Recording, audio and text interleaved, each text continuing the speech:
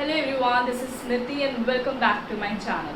सो आज के इस वीडियो में हम लोग एक लास्ट टॉपिक डिस्कस करेंगे लॉ ऑफ डिमांड का, जो कि है movement along the demand curve and shift in demand curve. DC is your demand curve. क्या है ये movement along the demand curve? दो अलग अलग थ्योरीज है, movement along the demand curve and shift in demand curve. Start करते हैं with your movement along the demand curve. Start करने से पहले एक बहुत ही इम्पॉर्टेंट टर्म है, जो कि दो अलग अलग इम्पॉर्टेंट टर्म है। पहला, first is your change in quantity demanded, change in quantity demanded, and second is your change in demand. ये जो इकोनॉमिस्ट है, ये दोनों टर्म्स को बहुत ही दो अलग लेवल पे डिफरेंशिएट किया गया है। चेंज इन क्वांटिटी डिमांडेड का मतलब क्या है कि जब प्राइस के फ्लक्चुएशन के वजह से जो हमारे डिमांड में चेंज आता है, जो हमारे क्वांटिटी डिमांडेड में चेंज आता है, उसको कहते हैं चेंज इन क्वांटिटी डिमांडेड। मान लीजिए प्राइस बढ़ गया, डिमांड लोग कम कर देते हैं, ठीक है, प्राइस कम हो गया तो उसी चीज़ का डिमांड, उसी चीज़ की क्वांटिटी बढ़ा देते हैं, तो इसको कहते हैं आपका चेंज इन क्वांटिटी डिमांडेड, ठीक है। तो ये दोनों चीज़ें बहुत अलग अलग टर्म्स में हैं दोनों। एक जो चेंज इन क्वांटिटी डिमांडेड है, ये आपका बनता है क्या, movement along the demand curve. क्योंकि एक जो डिमांड कर्व है, डिमांड कर्व ऐसे होता है ना, या तो प्राइस बढ़ेगा तो मतलब डिमांड घटेगा, या तो प्राइस कम हुआ डिमांड बढ़ा, तो एक ही कर्व में मूव कर रहा है, ठीक है। ये फर्दर अच्छे से डिस्कस करूंगी मैं ग्राफ में। अभी के लिए फिलहाल थ्योरी से स्टार्ट करते हैं। चेंज इन क्वांटिटी डिमांडेड की थ्योरी, जो कि है movement along the demand curve, क्या बोलता है? When the amount demanded changes, amount demanded मतलब या तो जो आपने अमाउंट डिमांड किया है, क्वांटिटी डिमांड की है, या तो वो बढ़ेगा या तो वो रिड्यूस हो जाएगा as a result of change in its own price, while other determinants of demand, जो कि क्या क्या है, income, taste and preferences and related goods remain constant, it is known as change in quantity demanded. क्या समझ में आया इससे? ये समझ में आया कि when the amount demanded changes, जितना भी हम लोग ने डिमांड किया है क्वांटिटी, या तो वो राइज होगा या तो वो फॉल होगा, क्योंकि उसके प्राइस में चेंज आ गया। या तो प्राइस बढ़ा तो डिमांड घटा, प्राइस घटा तो डिमांड बढ़ा। प्राइस के चेंज के वजह से जो डिमांड में चेंज आया, बाकी other determinants of demand, other determinants of demand, यहाँ पे सिर्फ प्राइस को एपिसेंटर रखा गया है, एज अ सेंटर पॉइंट रखा गया, प्राइस को देखा जा रहा है। बाकी सारी चीज़ें, बाकी सारे डिटर्मिनेंट्स ऑफ डिमांड में जैसे इनकम ऑफ द कंज्यूमर आ गया, taste and preferences of the consumer आ गया, price of the related goods आ गया, जो कि मैंने लास्ट वीडियो में डिस्कस किया, ceteris paribus, other things remaining equal, other things remaining same, other things remaining unchanged, constant, सबको कहते हैं क्या, सेटेरिस पेरिबस वाला, ठीक है। आई थिंक सो ये जो टर्म है ये बहुत इंपॉर्टेंट है। ये बार बार इसलिए रिपीट कर रही हूँ क्योंकि अगर आप पीजी भी हो गए, पोस्ट ग्रेजुएट भी हो गए, तो ये टर्म तब तक आपका ये पीछा नहीं छोड़ेगा, बिकॉज ये इतना इंपॉर्टेंट टर्म है। अदर थिंग्स रिमेनिंग इक्वल, जो कि आपका income, taste, price of related goods वगैरह जो भी है वो कांस्टेंट रखा गया है, सिर्फ यहाँ पे प्राइस की बात हो रही है, ठीक है। It is known as change in quantity demanded. Price के चेंज की वजह से डिमांड में जो चेंजेस आ गया उसको कहते हैं क्या, चेंज इन क्वांटिटी डिमांडेड, जिसको बोला गया movement along the demand curve. समझ में आया? क्वांटिटी डिमांडेड जो है अब दो तरीके के होते हैं। What are the types of change in quantity demanded? There are two types of change in quantity demanded. First is your extension of demand. Second is your contraction of demand. What do you mean by extension of demand? Extension मतलब किसी चीज़ का बढ़ जाना, तो extension of demand मतलब demand का बढ़ना। और डिमांड कब बढ़ता है? जब हमारा प्राइस कम होता है, प्राइस कम होता है तभी डिमांड बढ़ेगा। तो जब डिमांड कब बढ़ा, एक्सटेंड हुआ, जब हम लोग का प्राइस कम हुआ। तो या तो हम लोग इसको क्या बोलेंगे, राइज इन डिमांड या एक्सटेंशन इन डिमांड। ठीक है, ये समझ में है extension in demand. Extension in demand का मतलब एक्सटेंशन मतलब एक्सटेंड करने का मतलब किसी चीज़ का बढ़ना। तो एक्सटेंशन ऑफ डिमांड यहाँ पे क्या हुआ, डिमांड का बढ़ना। और डिमांड कब बढ़ता है, जब हमारा प्राइस कम होता है। जब प्राइस कम होगा तो लोग ज़्यादा डिमांड करते हैं। ठीक, इसी का उल्टा कॉन्ट्रैक्शन ऑफ डिमांड मतलब डिमांड का कम हो जाना। कॉन्ट्रैक्ट करने का मतलब किसी चीज़ में कमी आ जाती है। तो कॉन्ट्रैक्शन COD इज योर, जब डिमांड क्यों कम हो गया, डिमांड फॉल क्यों हुआ, क्योंकि प्राइस राइज हो गया। जब ये प्राइस राइज हो गया तो डिमांड कम हो गया। ठीक है, प्राइस बढ़ा मतलब ज़्यादा पे करना पड़ेगा आप कस्टमर्स को, इसलिए उसकी वजह से डिमांड में कमी आ गई। तो इसको बोला गया contraction of demand. Fall in demand, fall in demand बोलेंगे या कॉन्ट्रैक्शन इन डिमांड बोलेंगे। पर एक शर्त है, वो शर्त क्या है, सेटेरिस पेरिबिस का, अदर थिंग्स रिमेनिंग अनचेंज। जो प्राइस में हम लोग के फ्लक्चुएशन आया उसके वजह से जो डिमांड बढ़ा और डिमांड घटा, उसको बोला गया extension and contraction of demand. Contraction of demand, ठीक है, इतना समझ में आया। अभी कंटिन्यू करते, इसको और डिटेल में पढ़ते कर्व के साथ। कर्व में दिखाएंगे कि क्या एक्सटेंशन एंड कॉन्ट्रैक्शन कैसे मूव कर रहा है। ठीक है, आप इसका स्क्रीनशॉट ले लीजिए। कंटिन्यू करते हैं कर्व का, कंटिन्यू करते हैं आपके एक्सटेंशन एंड कॉन्ट्रैक्शन के कर्व से। लेकिन उससे पहले एक्सटेंशन एंड कॉन्ट्रैक्शन का स्टेटमेंट क्या बोल रहा है, when the quantity, extension of demand का स्टेटमेंट ये है, when the quantity demanded of a commodity rise due to fall in its price, other things remaining same, it is called rise in demand और extension of demand. Extension का मतलब ही होता है बढ़ना। Extension का मतलब क्या हुआ, बढ़ना। तो यहाँ पे क्या हुआ, एक्सटेंशन ऑफ डिमांड। डिमांड कब बढ़ा, जब हमारा प्राइस कम हुआ। प्राइस कम हुआ तो डिमांड बढ़ गया। तो ये जो डिमांड बढ़ा बिकॉज प्राइस के कम होने पे, उसको क्या बोला गया, extension of demand. Second is your contraction of demand and other things remaining same, मतलब ceteris paribus. Other things remaining same में आपका क्या आया, कॉन्स्टेंट में क्या आया, income of the consumer, taste and preferences of the consumer, price of the related, काफ़ी सारी चीज़ें हैं। Contraction of demand, contraction of demand मतलब डिमांड में कमी आ जाना। अब कॉन्ट्रैक्शन ऑफ डिमांड क्यों होता है, डिमांड में क्यों कमी आ जाती है, क्योंकि प्राइस इंक्रीज हो जाता है। जब प्राइस इंक्रीज हुआ मतलब डिमांड कम हो गया, क्वांटिटी डिमांडेड जो है वो रिड्यूस हो गया। Fall in the quantity demanded of a commodity as a result, किसके वजह से, as a result of rise in its price, other things remaining same. Ceteris paribus, other things remaining same. जब price जो है वो हमारा बढ़ गया तो कंज्यूमर्स ने डिमांड करना कम कर दिया, उसकी वजह से कॉन्ट्रैक्शन ऑफ डिमांड आ गया, मतलब डिमांड में रिडक्शन आ गया। कॉन्ट्रैक्ट करने का मतलब है कोई चीज़ में रिडक्शन आ जाना। ठीक है, ये समझ में आया। अब इसी चीज़ का है ये कर्व। कर्व में समझाया गया है, ठीक, हम लोग क्या पढ़ रहे हैं, मूवमेंट अलोंग द कर्व। तो ये कैसे मूव करेगा, यहाँ पे प्लॉट किया गया है क्वांटिटी, ये जो Q है इट्स योर क्वांटिटी। ठीक है, और इस एक्सेस पे प्लॉट किया गया है आपका प्राइस। ठीक है, y एक्सेस पे आपका प्राइस प्लॉट किया गया है, x एक्सेस पे आपका क्वांटिटी प्लॉट किया गया है। तो P1 is your initial price, जिसमें Q1 is your initial quantity, इतना डिमांड किया जा रहा है। इनिशियल प्राइस में इनिशियल क्वांटिटी इतनी डिमांड की गई है। ठीक है, अब जैसे ही प्राइस बढ़ा P1 से P3 हुआ, ठीक है, जैसे ही P1 से P3 हुआ, क्वांटिटी जो है, जो जहां हम लोग पहले इतना क्वांटिटी डिमांड कर रहे थे, अब P3 के केस में इतना OQ3 हम लोग डिमांड करेंगे, OQ3 डिमांड करेंगे। डिमांड यहाँ पे कम हो गया क्योंकि प्राइस यहाँ पे P1 से P3 हो गया।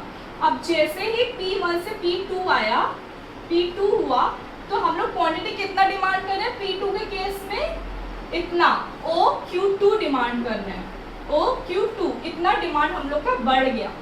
ठीक है, ये समझ में आया। तो जब इनिशियल प्राइस P1 था, हम लोग क्या डिमांड कर रहे थे, Q1, जैसे ही प्राइस नीचे हुआ, कम हुआ, प्राइस फॉल हो गया, P2 पे आया, हमारी जो Q2 क्वांटिटी है वो बढ़ गई, डिमांड बढ़ गया। और अगर प्राइस इंक्रीज हुआ, ऊपर गया, P3 हो गया, तो हमारी क्वांटिटी कम हो गई, Q3 हम लोग डिमांड करने लगे। तो ये जो मूवमेंट, ये जो कर्व बना और ये जो मूवमेंट हुआ, जैसे ही प्राइस रिड्यूस हुआ, जो ये डाउनवर्ड मूवमेंट हुआ, ये जो एरो इंडिकेट कर रहा है A1 और A2 के बीच में, वो क्या, इसको क्या बोलते हैं, एक्सटेंशन।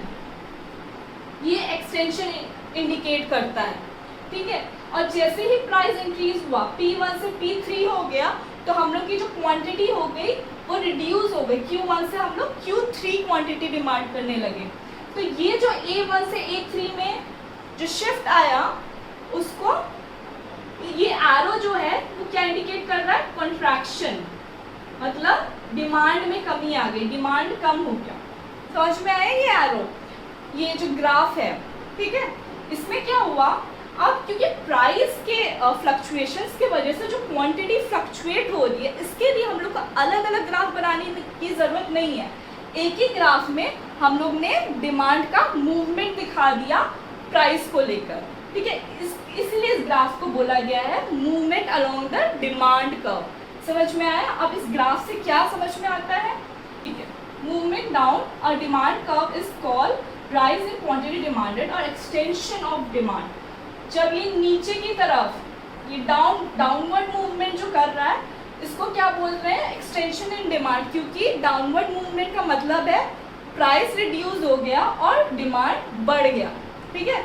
इसीलिए इसको बोला गया है extension of demand. And movement आप जब ये अपवर्ड मूवमेंट कर रहा है डिमांड का, तो it is called fall in quantity demanded और कंट्रैक्शन ऑफ डिमांड। जो अपवर्ड मूवमेंट क्यों कर रहा है, क्योंकि प्राइस राइज हो गया, जिसकी वजह से हमारी जो क्वांटिटी है उसमें रिडक्शन आ गया है। तो ये क्या इंडिकेट कर रहा है, कंट्रैक्शन इंडिकेट कर रहा है, ठीक है। कंट्रैक्शन ऑफ डिमांड इंडिकेट कर रहा है। समझ में आए ये दोनों पॉइंट। अब ये दोनों पॉइंट इंपॉर्टेंट है।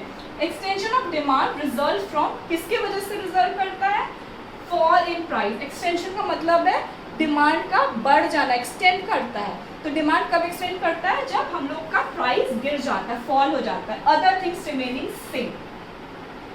Second, contraction of demand result from, जो डिमांड में कंट्रैक्शन आ जाता है, डिमांड में रिडक्शन आ जाता है, वो क्यों आता है, राइज इन प्राइस। डिमांड क्यों कम हो जाता है, क्योंकि प्राइस बढ़ गया और बाकी अदर थिंग्स रिमेनिंग सेम। यहाँ पे प्राइस को इंडेक्स लेकर चल रहे हैं, किसका इंडेक्स, क्वांटिटी का इंडेक्स लेकर चल रहे हैं। जब प्राइस में फ्लक्चुएशन आ रहा है, उसके वजह से जो डिमांड में फ्लक्चुएशन आ रहा है, उसके वजह से जो कंट्रैक्शन एंड एक्सटेंशन बन रहा है, ठीक है, डिमांड का, मूवमेंट अलोंग द डिमांड का।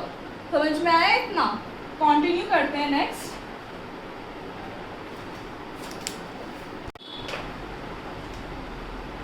स्टार्ट करते हैं, कंटिन्यू करते हैं हम लोग चेंज इन डिमांड से। चेंज इन डिमांड को क्या बोला गया, शिफ्ट इन डिमांड कर्व। क्या होता है ये, when the amount purchase of a commodity rises or fall because of change in the factors other than price, it is called change in demand। यहाँ पे प्राइस के अलावा अदर फैक्टर्स जिसके वजह से डिमांड पे असर पड़ता है, उसको कंसीडर किया जा रहा है। और प्राइस को सेटेरिस पेरिस रख दिया गया, मतलब प्राइस को कांस्टेंट रख के डिमांड के अदर फैक्टर्स को कंसीडर किया जा रहा है।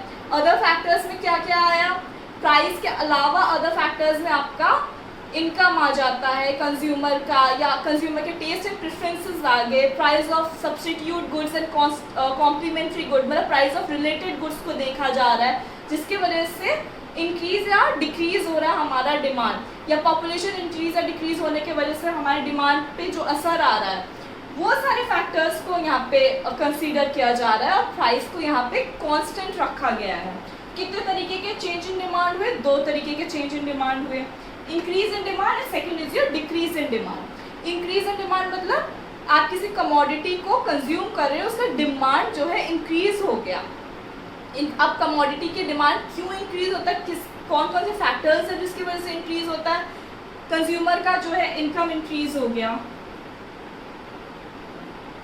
कंज्यूमर्स के इनकम में राइज हो गया। सेकेंड इज योर आपके सब्स्टिट्यूट गुड्स, जैसे T and coffee, substitute goods के प्राइसेस राइज हो गए। ये तो कॉम्प्लीमेंट्री गुड्स जो हैं उसके प्राइसेस में substitute good is your tea या कॉफी, ठीक है, उसके प्राइसेस आपके राइज हो गए। Complementary good is your bread and butter, उसके प्राइसेस फॉल हो गए। फेवरेबल कंज्यूमर्स के टेस्ट एंड प्रेफरेंस के वजह से, मतलब जो टेस्ट एंड प्रेफरेंसेस जो चेंज हुए, एक पॉजिटिव वो चेंजेस आए, उसके वजह से आपके डिमांड में इंक्रीमेंट आया and taste and preference and your population जो है इंक्रीज हो गया।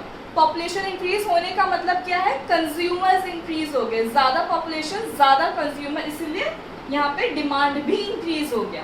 ठीक, इसी का opposite decrease in demand. Demand क्यों कम होता है, किस किस के वजह से कम होता है, प्राइस को अगर कांस्टेंट रखा गया, अदर फैक्टर्स जो देखा जा रहा है, या तो आपकी इनकम कम हो गया, कंज्यूमर्स के जो इनकम है वो कम हो गया, सब्स्टिट्यूट गुड्स के जो प्राइजेस हैं वो फॉल हो गए, कॉम्प्लीमेंट्री गुड्स के प्राइजेस राइज हो गए, जस्ट इसी का उल्टा। और फेवरेबल की जगह अनफेवरेबल कंज्यूमर्स के टेस्ट एंड प्रेफरेंसेस में चेंज है। अनफेवरेबल मतलब नेगेटिव चेंजेस आ गए, उसकी वजह से आपका डिमांड डिक्रीज हो गया। एंड लास्ट की पॉपुलेशन थोड़ा सा कम हो गया, इसीलिए पॉपुलेशन कम होने का मतलब है कि कंज्यूमर्स कम हो गए, कंज्यूमर्स कम होने का मतलब डिमांड डिक्रीज हो गया। ठीक है, दो तरीके के हुए, increase in demand and decrease in demand. Price को कांस्टेंट रख के अदर फैक्टर्स में ये सारी चीज़ें आई, समझ में आया ना। अब इंक्रीज इन डिमांड का स्टेटमेंट ये है, when consumers buy larger amount of commodity at same price. Same price में जो है कंज्यूमर प्राइस को यहाँ पे क्या रखा गया है, कांस्टेंट रखा गया है। उसके अलावा अदर फैक्टर्स के वजह से जो कंज्यूमर्स के डिमांड में चेंज आया, कंज्यूमर और ज़्यादा डिमांड करने लग गए हैं, परचेजिंग पावर कंज्यूमर की इंक्रीज हो गई, उसके वजह से जो कंज्यूमर जो है ज़्यादा डिमांड करने लग गए, उसको कहते हैं इंक्रीज इन डिमांड। अब डिमांड क्यों इंक्रीज हुआ, या तो कंज्यूमर का इनकम बढ़ गया, उसको ज़्यादा प्रॉफिट मिल गया, प्राइस ऑफ रिलेटेड गुड्स के वजह से कंज्यूमर के टेस्ट एंड प्रेफरेंसेस में एक फेवरेबल चेंजेस आ गया, फेवरेबल मतलब पॉजिटिव चेंजेस आ गया, पॉपुलेशन इंक्रीज के वजह से डिमांड, कंज्यूमर बढ़ गया तो डिमांड बढ़ गया। ठीक है, इन सब के वजह से जहाँ पे प्राइस क्या रखा गया, कांस्टेंट रखा गया। ठीक है, और इस प्राइस को कांस्टेंट रखने के बाद अदर फैक्टर्स को कंसीडर करके जो कंज्यूमर्स ने अपना कमोडिटी ज़्यादा खरीदने लग गए, उसको कहते हैं क्या, इंक्रीज इन डिमांड। ये समझ में आया। डिक्रीज इन डिमांड किसको कहते हैं, जब सिचुएशन में consumer buy smaller quantity of commodity at same price. Price constant है बट अदर फैक्टर्स को कंसीडर करते हुए कंज्यूमर्स ने अपना डिमांड कम कर दिया है, उसको कहते हैं decrease in demand. Other factors में इनकम कम हो गया, या कंज्यूमर्स के जो टेस्ट एंड प्रेफरेंसेस अनफेवरेबल हो गए, मतलब नेगेटिव हो गए, प्राइस ऑफ रिलेटेड गुड में एक नेगेटिव आपका फ्लक्चुएशन आ गया, पॉपुलेशन कम हो गया, जिसके वजह से कंज्यूमर्स कम हो गए, इसीलिए डिमांड में कमी आ गई। इतना समझ में आया, decrease in demand, increase in demand, easy था। अब ये ग्राफिकल रिप्रेजेंटेशन है आपका इंक्रीज इन डिमांड और डिक्रीज इन डिमांड का, मतलब कैसे शिफ्ट हुआ है, जहाँ पे प्राइस को कांस्टेंट रखा गया है। ये प्राइस का लाइन है जो प्लॉट किया गया है, और प्राइस को एक लाइन इसीलिए है क्योंकि प्राइस को यहाँ पे कांस्टेंट रख के अलग अलग डिमांड में फ्लक्चुएशंस को शो किया गया है इस ग्राफ के थ्रू। पी आपका कांस्टेंट है, ठीक है।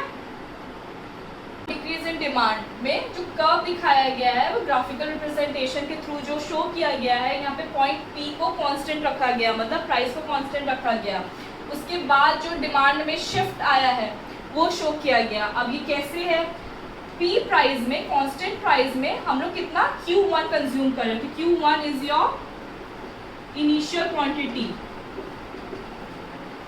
Q1 जो है इनिशियल क्वांटिटी कंज्यूम कर रहे थे।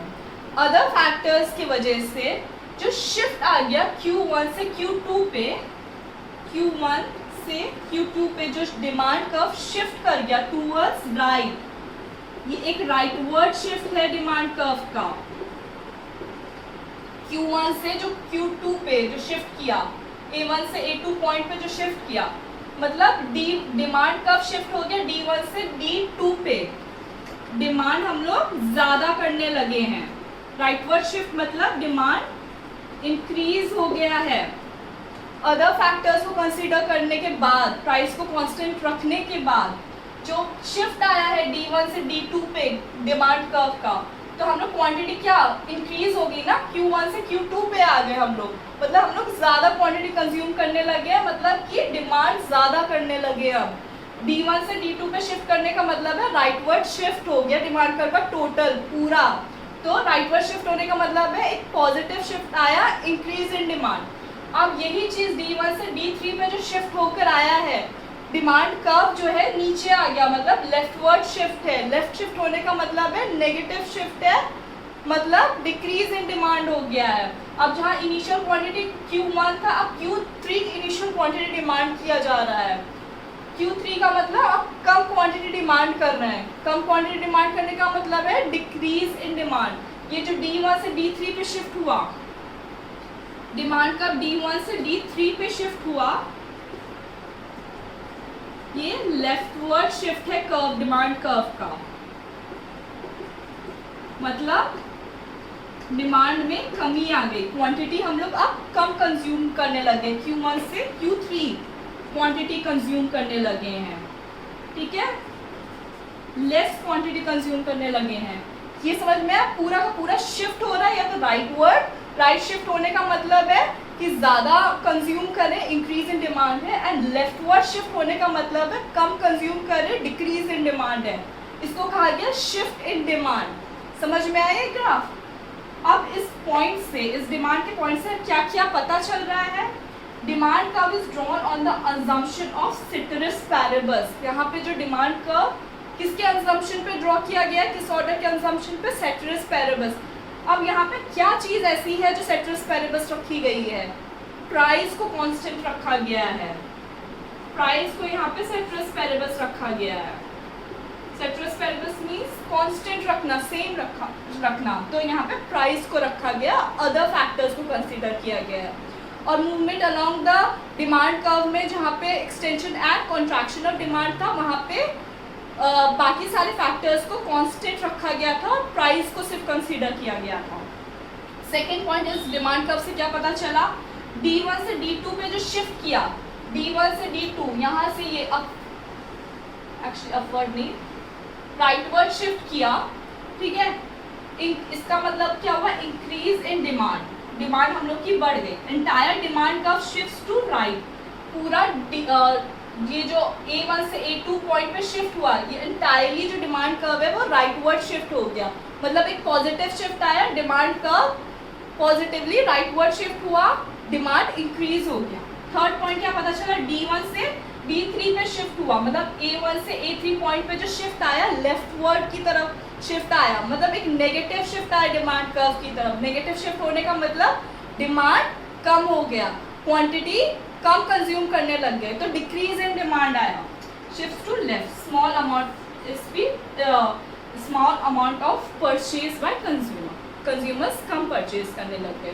तो होपफुली ये पूरा समझ में आया हो, कोई कंफ्यूजन नहीं है।